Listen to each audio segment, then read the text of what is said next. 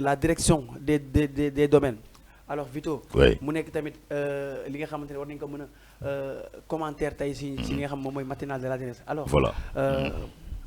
chaque jour ñuy Oui. dégg lu nu mel. saa su ne ñuy dégg même problème bi. muy ñëwaat ñu si waxaat di si waxaat. est-ce que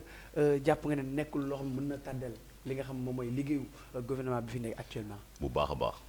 waaw parce que aussi le temps perdu ne se rattrape jamais. waaw moo tax li ñuy tàrral les détails yi nga xam daf ñuy tàrral loolu dañu ko war a dindi dans le paysage politique sénégalais ou bien dans le paysage gouvernemental sénégalais quoi. Parce que réew yu gën a avancé ci loolu la ñu focus ah.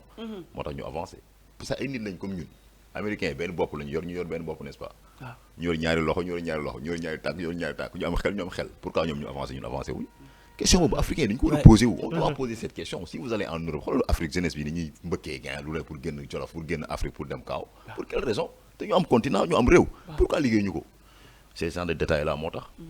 parce que xam nga gis nga litige foncier moom au Sénégal ou bien bradage foncier dañ ko dégg ci réew mi dafa bari. tey ma jox la benn constat tey da ngay nekk tey quelqu'un boo xamante comme ni ñu ko tuddee doomu baadoo la te pourtant nekkoo doomu baadoo la da ngay xëy di wàcc chaque fin du mois ñu fay la sa salaire amoo ay millions amoo ay milliards mais yaa ngi liggéey. noobul nga. tu gagnes ta vie dignement. nga bëgg terrain mu jafe la. mu am koo xamante ne peut-être que ci état la nekk wala ci gouvernement bi lay liggéey am na relation am na link mu am 10 maisons ci benn dëkk wala 20 kër est-ce que loolu yoon la. waaw jar na xoolaat. benn nit boo am 20 kër ci benn dëkk wala 10 maisons.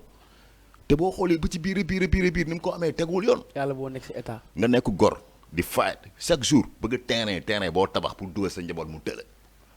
sa waaye loolu état foog ñu xoolaat la politique. sur le secteur du domaine.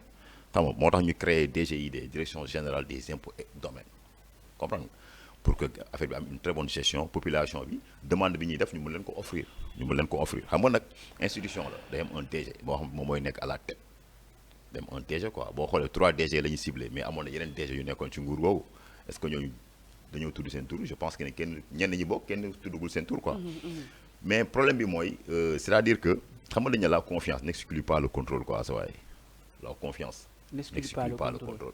xam nga on a des corps de contrôle qui sont ici au Sénégal. li ngay dégg nii yëpp si on avait de très bons contrôleurs. envers cette institution au jour le jour wala chaque semaine ñu dem def fa contrôle bu fekkee li ñuy wax dëgg la loolu mën na bañ a am mën na bañ a am.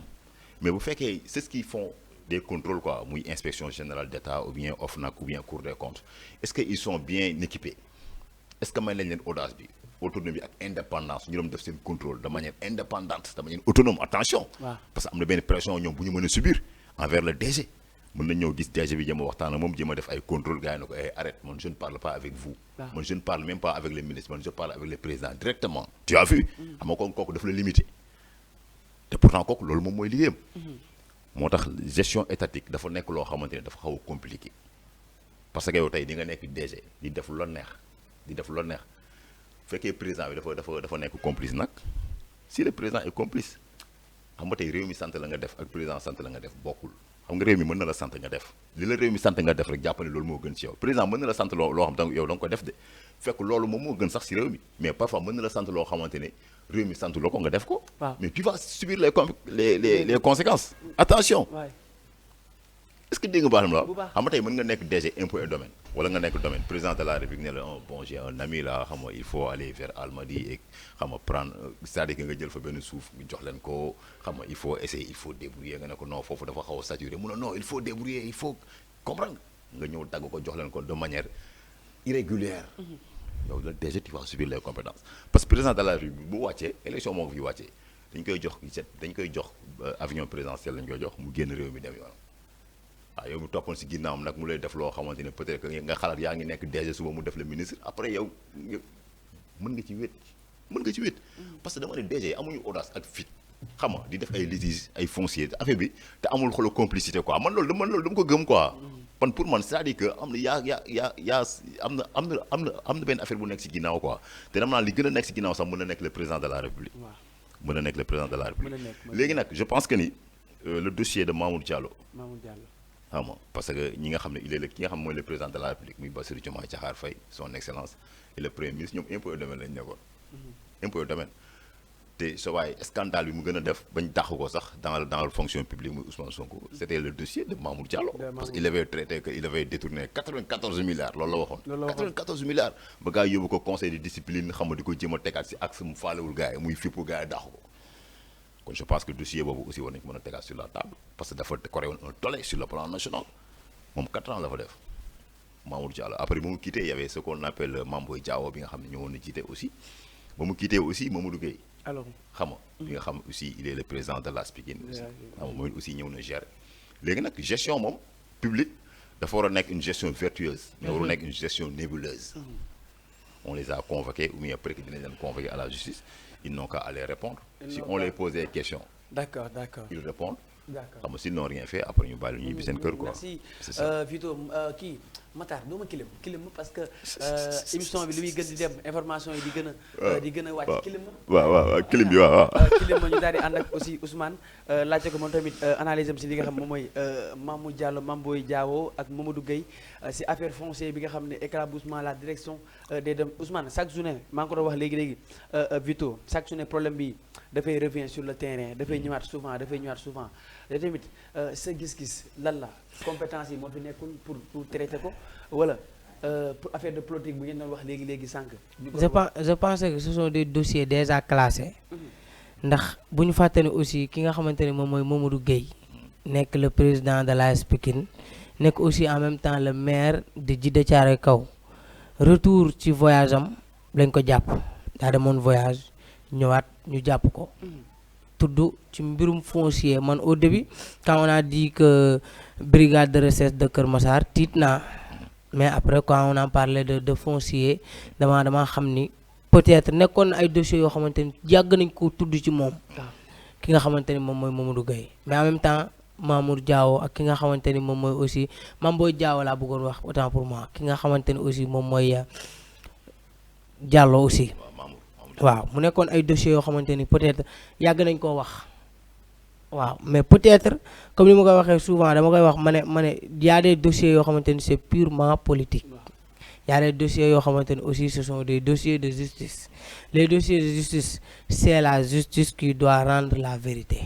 amul keneen ku ñu mën a wax ku ñu mën a jox dëgg ku dul justice waaye ñoom yi nga xamante ni aussi dañ leen a convoqué peut-être ils ont des preuves yoo xamante ni ce sont des preuves nécessaires yoo xamante ni war nañ ko mën a teg ci table bi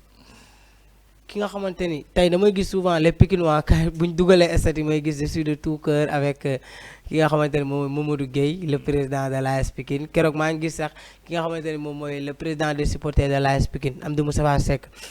mu def benn tweet wax ne ki nga xamante ni moom mooy Mamadou Gueye il a participé positivement ci AS Pikine équipe beeg yooyu noonu peut-être loolu ci domaine